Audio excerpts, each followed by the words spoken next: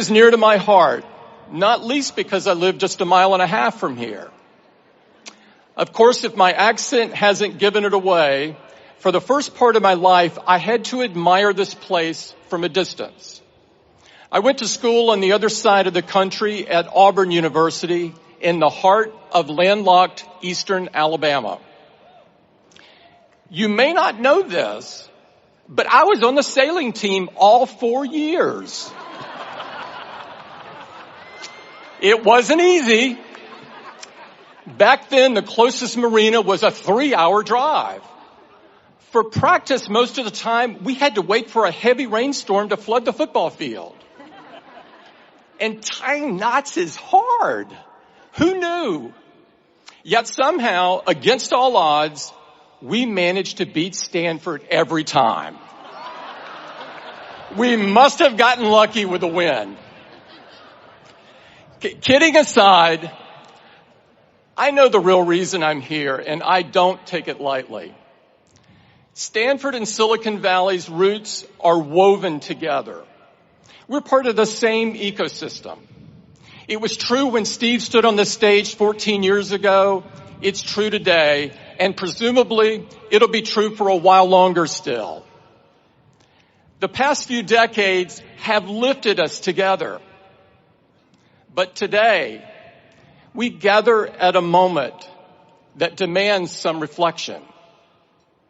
Fueled by caffeine and code, optimism and idealism, conviction and creativity, generations of Stanford graduates and dropouts have used technology to remake our society.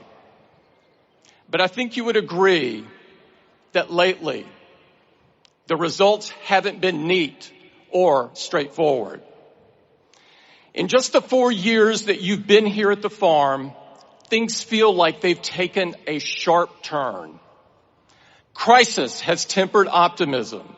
Consequences have challenged idealism. And reality has shaken blind faith. And yet we are still drawn here. For good reason. Big dreams live here, as do the genius and passion to make them real. In an age of cynicism, this place still believes that the human capacity to solve problems is boundless. But so it seems is our potential to create them. That's what I'm interested in talking about today. Because if I've learned one thing, it's that technology doesn't change who we are. It magnifies who we are, the good and the bad. Our problems in technology, in politics, wherever, are human problems. From the Garden of Eden to today, it's our humanity that got us into this mess. And it's our humanity that's going to have to get us out.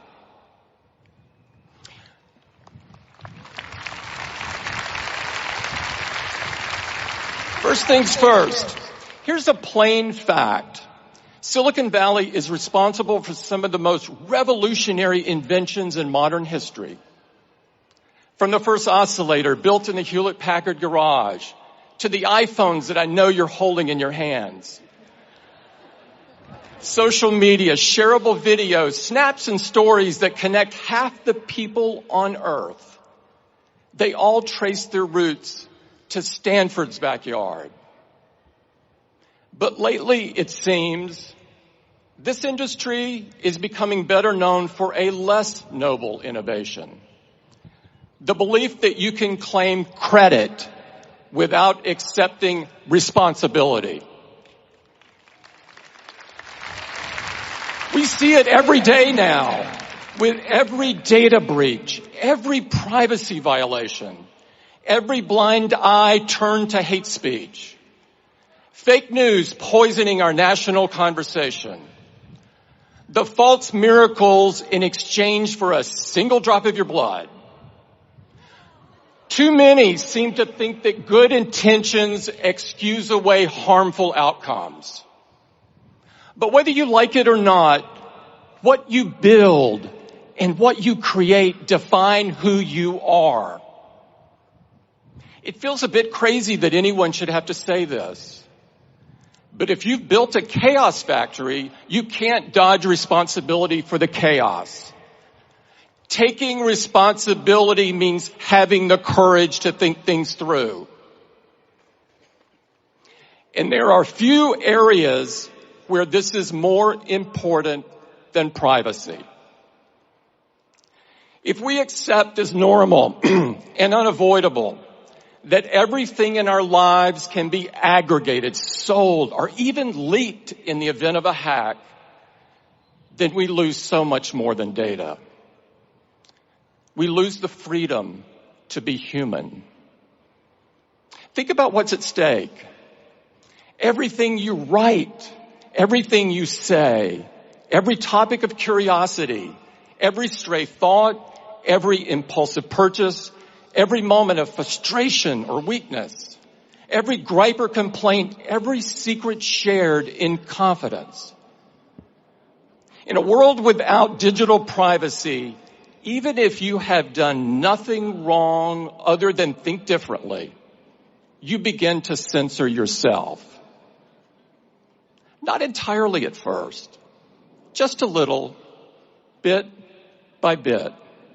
To risk less, to hope less, to imagine less, to dare less, to create less, to try less, to talk less, to think less.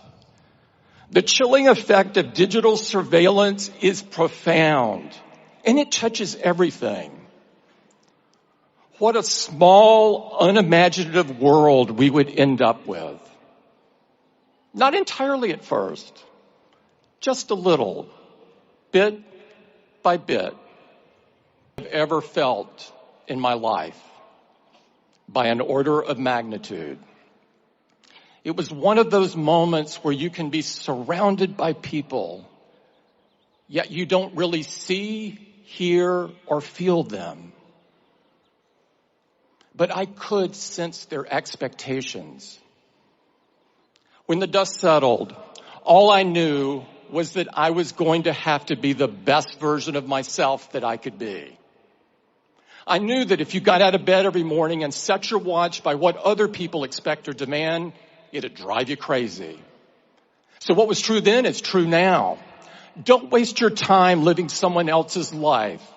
Don't try to emulate the people who came before you to the exclusion of everything else, contorting into a shape that doesn't fit. It takes too much mental effort that should be dedicated to creating and building. You'll waste precious time trying to rewire your every thought. And in the meantime, you won't be fooling anybody. Graduates, the fact is, when your time comes, and it will, you'll never be ready. But you're not supposed to be. Find the hope in the unexpected. Find the courage in the challenge. Find your vision on the solitary road. Don't get distracted. There are too many people who want credit without responsibility. Too many who show up for the ribbon cutting without building anything worth a damn. Be different. Leave something worthy. And always remember that you can't take it with you. You're going to have to pass it on. Thank you very much.